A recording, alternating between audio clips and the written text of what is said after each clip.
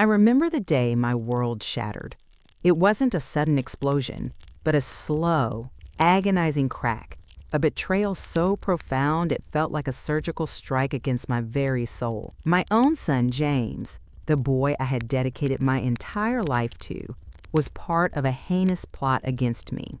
His own mother. It's a story that still sends a shiver down my spine, a journey from a doting, perhaps naive mother to a woman who learned to fight for her very existence. And believe me, when I say fight, I mean an all-out war, waged with quiet resolve and unyielding determination.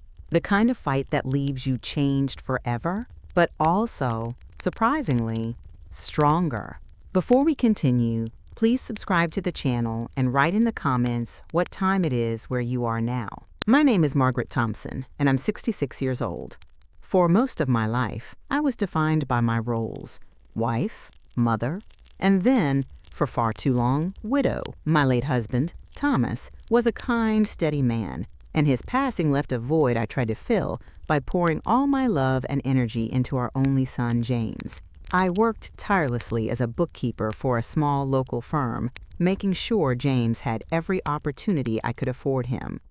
I scrimped, I saved, I sacrificed holidays and new clothes, all to put him through college and help him start his own marketing firm. He was charismatic, charming, always full of big ideas, but truth be told, he was also a bit too fond of the finer things in life, and not quite as diligent about earning them as he was about spending. I always excused it, you see, convinced it was just youthful exuberance, a phase he'd outgrow.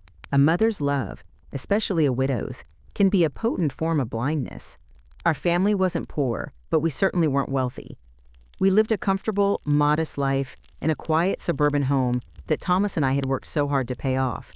That was until a crisp autumn morning just a few months ago, when a phone call from Harrison Burke, my longtime lawyer, changed everything.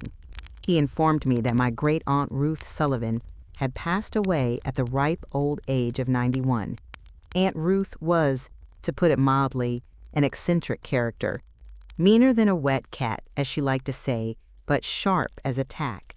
She had few relatives, and I hadn't seen her in years, so her passing wasn't a shock. What Harrison told me next, however, nearly sent me to the floor. Aunt Ruth had left me, Margaret Thompson, her entire estate, an inheritance totaling a staggering $33 million. I sat there, stunned, the phone growing heavy in my hand. $33 million. It was an amount so astronomical it felt unreal, like a number from a dream. Harrison also mentioned a letter from Aunt Ruth, addressed specifically to me, delivered with the will. He read it aloud, his voice grave. "Margaret," it began, "if you're reading this, it means I'm gone, and you're holding a fortune. You're a good woman, Margaret, perhaps too good. You have a blind spot when it comes to that boy of yours, James. He's always been soft, and lately, too greedy for his own good. Be careful, my dear. Money changes people, and it reveals them. Don't let him ruin you." I remember feeling a prickle of annoyance even amidst my disbelief. Aunt Ruth was always so dramatic, so cynical. James? Greedy? My James? No, he was ambitious, yes, but not greedy. She simply didn't understand him. I dismissed her warning as the ramblings of an old woman, colored by her own difficult life. My first, immediate thought was of James. I couldn't wait to tell him. This inheritance wasn't just for me, it was for us, for our future. He could finally launch that big project he'd been dreaming of, maybe even take a proper vacation. I felt a surge of maternal pride and excitement.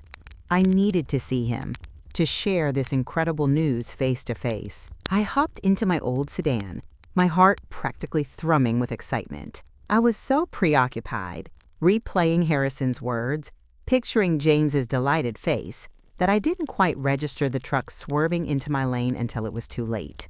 There was a sickening screech of tires, a deafening crunch of metal, and then darkness. I woke up in a hospital bed, a dull ache throbbing through my entire body. My left arm was in a cast, my ribs felt bruised, and my head was pounding. Dr. Sarah Martinez, my trauma physician, A no-nonsense woman with kind eyes told me I'd been lucky. A severe concussion, a broken arm, and a few fractured ribs, but nothing life-threatening. The first thing I asked for was my phone. I had to call James. He had to know. I dialed his number, my fingers clumsy with the pain and general grogginess. He answered, his voice a little distracted. "Mom? What's up?" I explained, my voice weaker than I intended, about the accident, the hospital.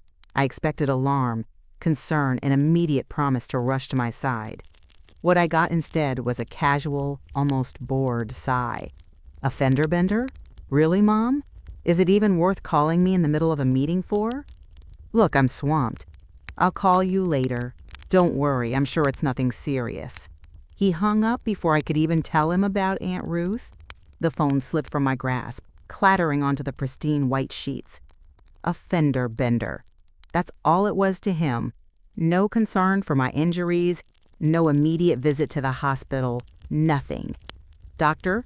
Martinez, who had been listening from the doorway, walked over and gently picked up the phone. She looked at me, her expression a mix of sympathy and something sharper. "Margaret," she said, her voice soft but firm, "you're lucky to be alive. That was a serious accident. If your son can't see that, then maybe you need to open your eyes." Her words, blunt and unvarnished, were a cold splash of water. Aunt Ruth's warning echoed in my ears. James, greedy, blind spot. For the first time, a tiny crack appeared in my maternal shield. The days that followed were a blur of pain medication, physical therapy, and a gnawing loneliness.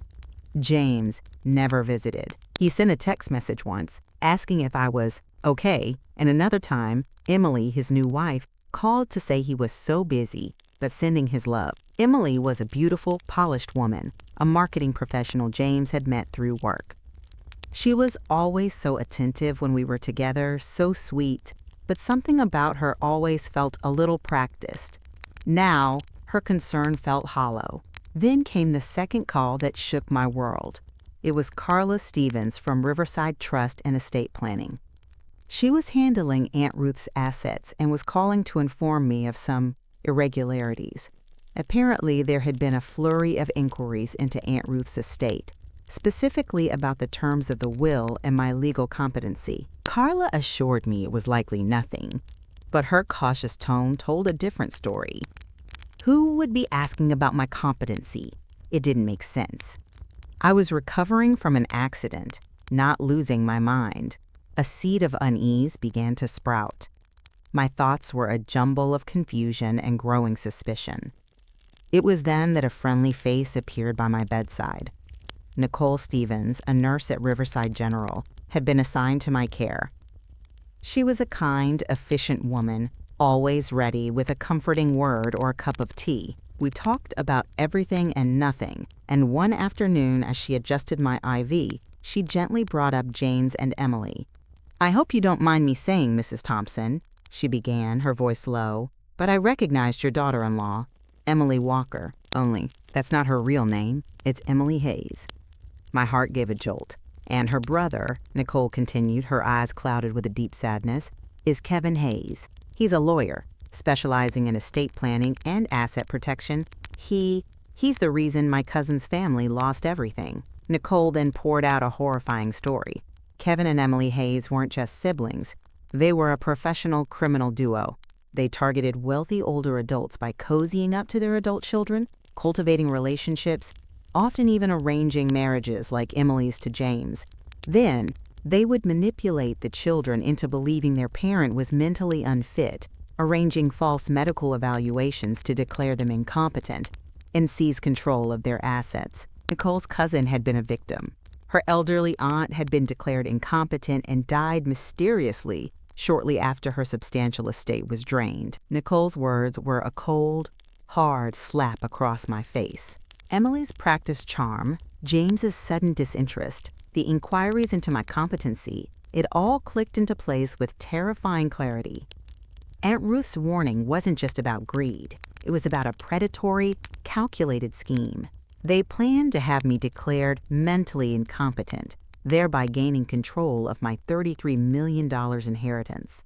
My own son, an unwitting pawn, was facilitating my ruin, perhaps even my death.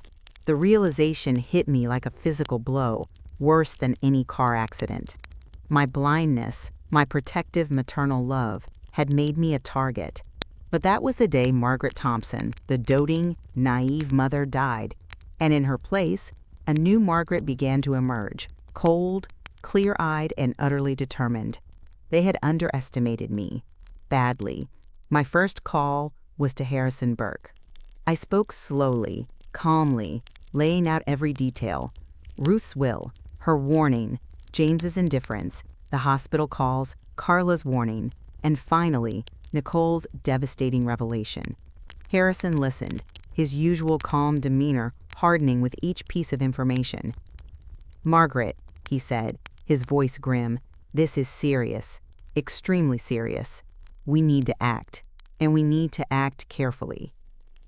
My next call was to Detective Maria Rodriguez, a sharp, compassionate detective specializing in elder fraud. Harrison and I met her in a discreet office, away from the hospital. I repeated my story, Nicole at my side, confirming the details about the Hayes siblings' past activities. Detective Rodriguez was professional, her gaze penetrating. She took extensive notes, asked pointed questions, and when I finished, she nodded. "Mrs. Thompson," she said, "we've been investigating the Hayes siblings for some time. We suspected a pattern, but couldn't get enough evidence. Your story, it's the break we've been waiting for, but we need irrefutable proof." And so, my meticulous counterplan began. This wasn't about revenge, not truly. It was about justice, about reclaiming my life, and about protecting others from these monsters. I started documenting everything. I bought a new notebook, a sturdy, leather-bound one, and began meticulously recording every phone call, every interaction, every suspicious detail, no matter how small. Dates, times, names, quotes, it all went into the notebook. This became my war diary, a testament to their insidious plot and my growing resolve. Harrison Burke worked tirelessly. He reviewed Aunt Ruth's original will, confirming the inheritance, and began discreetly investigating Kevin Hayes' legal practice. He found multiple suspicious trust documents Kevin had drawn up for elderly clients, many of whom had indeed been declared incompetent, and whose estates had been rapidly depleted. We discovered that a common clause in these predatory trusts granted immediate control of assets to the beneficiaries, often the adult children, if the primary beneficiary was declared incapacitated by 2 doctors. It was their perfect, legal-looking loophole. With Detective Rodriguez's guidance, we opened new, secure bank accounts, transferring funds from my existing accounts, making sure they were beyond the reach of any potential fraudulent claims. We set up legal structures to protect my immediate financial security, should their scheme succeed in the short term. Nicole Stevens proved invaluable. She provided us with critical insider information about Kevin Hayes' usual methods, the corrupt doctors he often employed, and even the private investigators he used to gather fabricated evidence of his targets. Cognitive decline. She knew their playbook almost better than they did. While I was silently preparing, gathering my forces, and fortifying my defenses, James, Emily, and Kevin, completely oblivious, continued to escalate their efforts. They thought I was a naive, grieving widow, recovering from an accident, ripe for the picking. They were so confident, so arrogant in their perceived superiority, it was sickening. James started calling me more often, but his calls were thinly veiled attempts to extract information. "Mom, how are you feeling? Are you lucid? Did you get all your affairs in order after Dad passed? Aunt Ruth's estate must be complicated. Maybe Emily and I can help you manage it." Emily, too, started sending me cards and flowers, her messages dripping with false concern about my recovery and hinting at the complexities of elderly finances. Kevin Hayes even sent me a polite, unsolicited letter offering his specialized estate planning services to help me navigate the daunting task of managing such a large inheritance. He even offered to send over a doctor for a quote, routine cognitive checkup, given my recent accident, just to ensure everything was in order. The audacity was breathtaking. This was it. The trap was set, and they were walking right into it. Detective Rodriguez, Harrison, and I agreed on the sting operation. I would agree to Kevin Hayes' suggested cognitive checkup with Dr. Peterson, the corrupt neurologist they routinely used. Dr. Peterson, as Nicole had revealed, was notorious for providing false diagnoses of cognitive impairment, often based on non-existent brain scans and fabricated interviews. The day arrived. My heart hammered in my chest, but my resolve was solid ice. Nicole, with incredible bravery, helped me secure a tiny, high-quality recording device beneath my blouse, tucked perfectly out of sight. It was activated, ready to capture every word, every incriminating statement.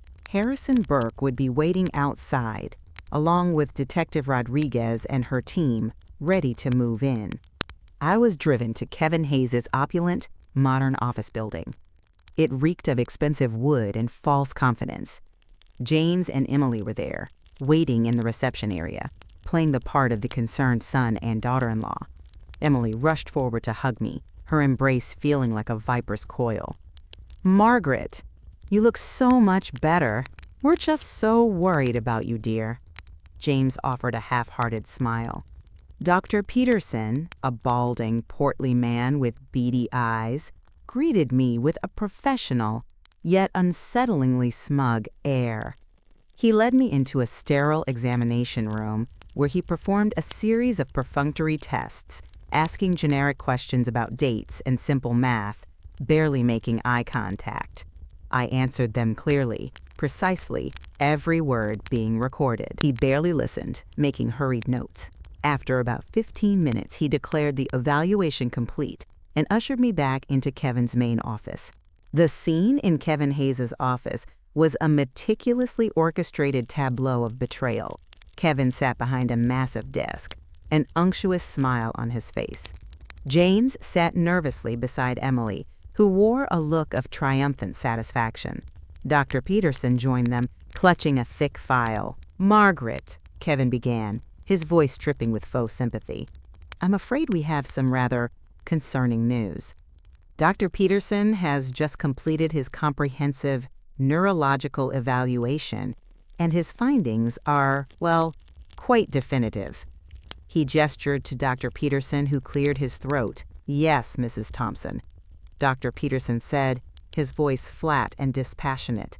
"Based on my thorough assessment, including extensive neurological testing and analysis of your recent brain scans, it is my professional opinion that you are suffering from advanced cognitive impairment consistent with early-onset severe dementia. Your ability to make sound financial and legal decisions is, regrettably, severely compromised." My blood ran cold. Brain scans?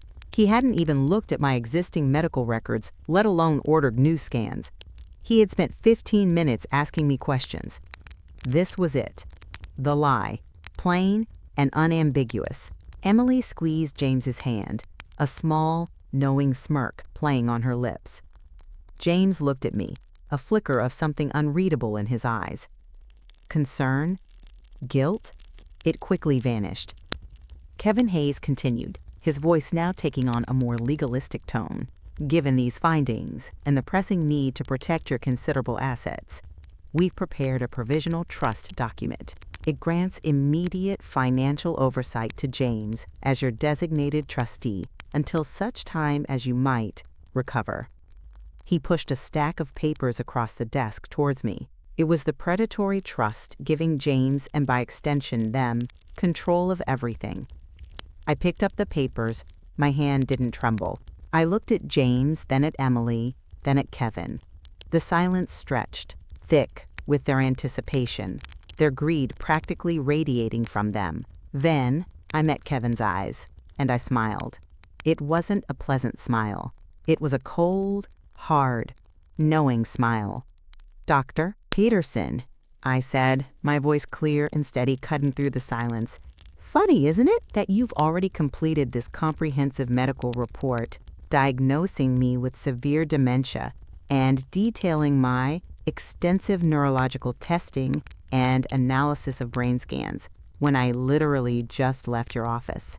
And you barely spent 15 minutes with me. And I certainly haven't had any new brain scans, have I? Their faces, one by one, transformed. Emily's smirk vanished, replaced by open-mouthed shock. James's jaw dropped. Kevin Hayes' usually smooth face contorted in a mask of disbelief and dawning horror. Dr. Peterson went visibly pale. "You see?" I continued, my voice unwavering, even as my heart pounded. "I've been recording our entire conversation, from the moment I stepped into your office, Dr. Peterson, to this very second. And I believe the police and the state medical board would find that recording and your conveniently pre-filed, fabricated medical report extremely illuminating." Just then, the door to Kevin Hayes' office burst open.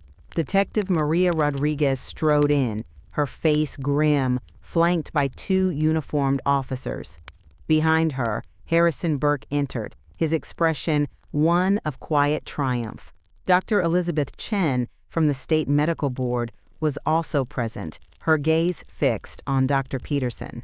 "Kevin Hayes, Emily Hayes, and Dr. Peterson," Detective Rodriguez announced, her voice resonating through the stunned silence. "You are under arrest for conspiracy, elder abuse, filing false documents, and multiple counts of attempted murder. We have more than enough evidence from Mrs. Thompson's recording, corroborating statements, and your pre-filed fraudulent medical report that was delivered this morning. You've been under surveillance for months."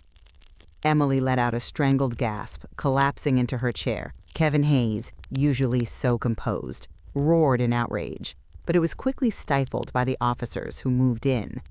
Dr. Peterson looked like he was about to faint. James, my son, sat there, frozen, his face a sickening shade of white.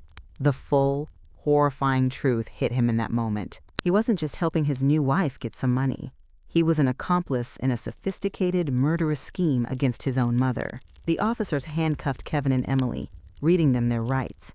As they were led away, Emily shot me a look of pure, unadulterated hatred, but I met it with a steady gaze. The fallout was swift and devastating for the Hayes siblings.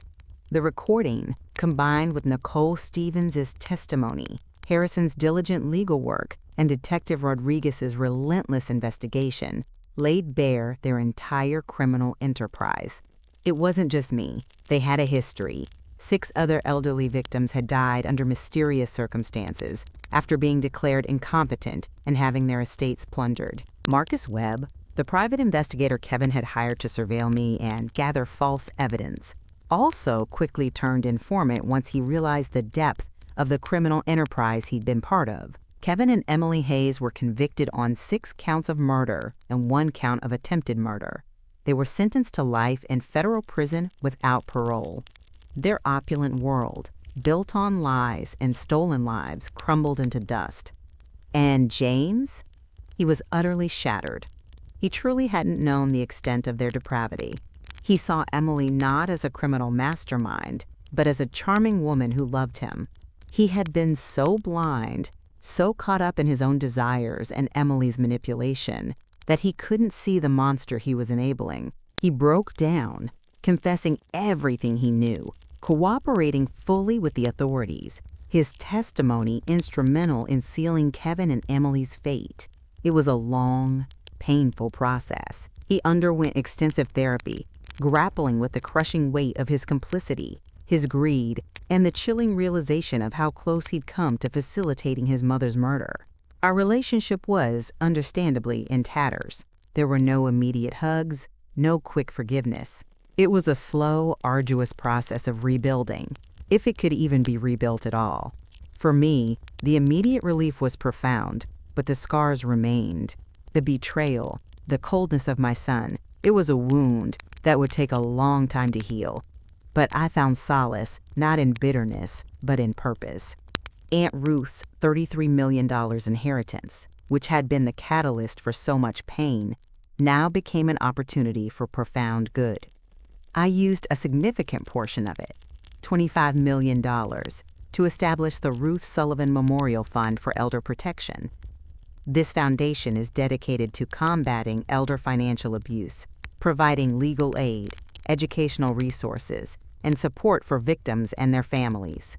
It was Aunt Ruth's money, and her warning had saved me. It was only right that her name should protect others. I reclaimed my life, not by retreating, but by moving forward. I sold my old house, the one filled with memories of Thomas and James's childhood, and bought a beautiful, serene villa overlooking the sea, a place of peace and quiet reflection. It's where I now spend my days, watching the waves, writing, and overseeing the foundation. As for James, his path to redemption is long and still ongoing. He testified, he went to therapy, he worked odd jobs, learning the value of honest labor. Slowly, painstakingly, he began to understand the depth of his past mistakes. He applied for a position at the Ruth Sullivan Memorial Fund, not asking for charity, but for a chance to contribute, to atone. I gave him a role, not a privileged one, but a challenging one, working directly with victims, listening to their stories. He's still learning how to be an adult at 42, but he's doing it with purpose now. Our relationship is delicate, built on hard-earned respect and a shared commitment to the Foundation's mission, rather than the blind love of the past. It's a testament to the fact that even from the ashes of betrayal, something meaningful can rise. Justice isn't always about glee, but about restoration, about setting things right, and about finding your own strength when you thought you had none left. And sometimes it's about turning a painful legacy into a powerful shield for others. If you like this story, please like this video, subscribe to the channel, and share your impressions in the comments. To listen to the next story, click on the box on the left. Thank you for watching,